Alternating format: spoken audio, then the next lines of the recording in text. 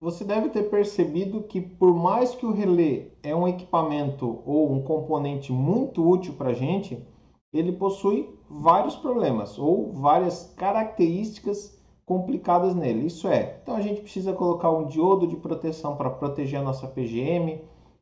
Como ele é um componente elétrico mecânico, isso é, ele vai ter sempre uma lâmina funcionando ali, então ele tem um desgaste. Ele trabalha com propriedade magnética, então se eu colocar um ímã muito próximo dele, eu vou alterar o funcionamento dele.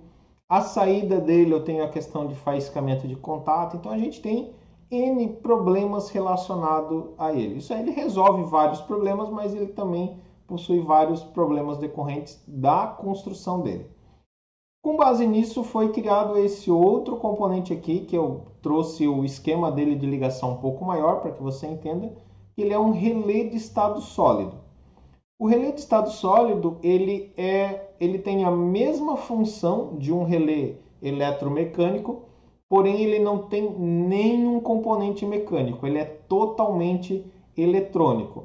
Ele na realidade ele não é nem um circuito, né? Ele não é um componente, ele já é um circuito, porque você pode ver aqui que ele tem vários componentes aqui dentro, né? Então aqui ele tem uma ponte retificadora, que a gente já viu para que serve.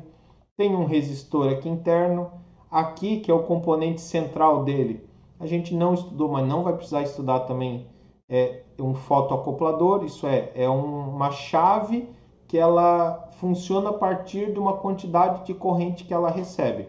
É como se eu tivesse um LED e um receptor no mesmo equipamento. Quanto mais intensidade de luz esse LED fornece, mais vai chegar aqui no receptor e mais corrente esse receptor vai deixar passar. Aqui eu vou ter um chaveamento com resistor, com transistor, aí vai depender da corrente que esse equipamento vai conduzir. Quais são as vantagens do relé de estado sólido perante o relé normal?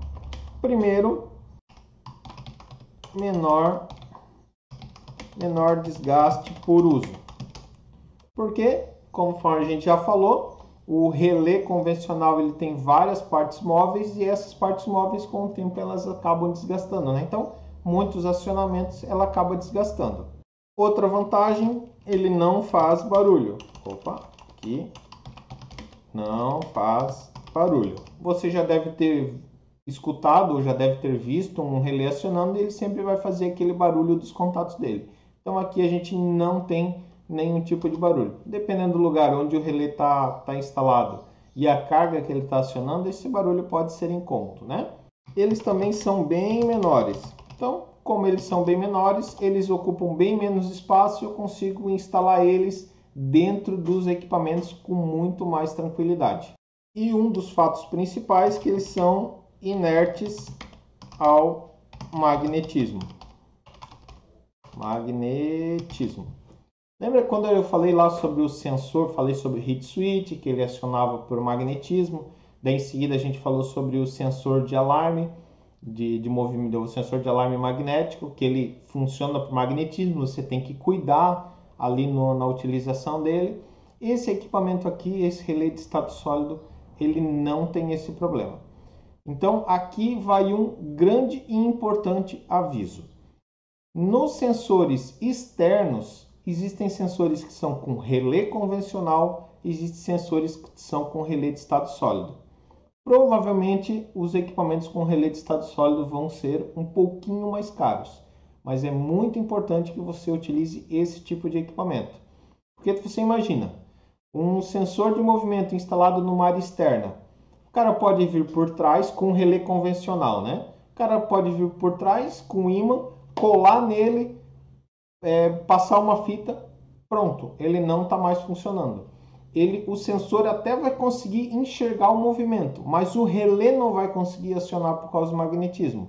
E isso é muito fácil de acontecer e é uma das formas que o pessoal acaba utilizando para burlar esse tipo de sensor. Então aí vai sensor de movimento, sensor de barreira. Então todos esses equipamentos devem se cuidar, sempre pegar um equipamento onde tenha um relé de estado sólido nele e não um relé eletromecânico convencional.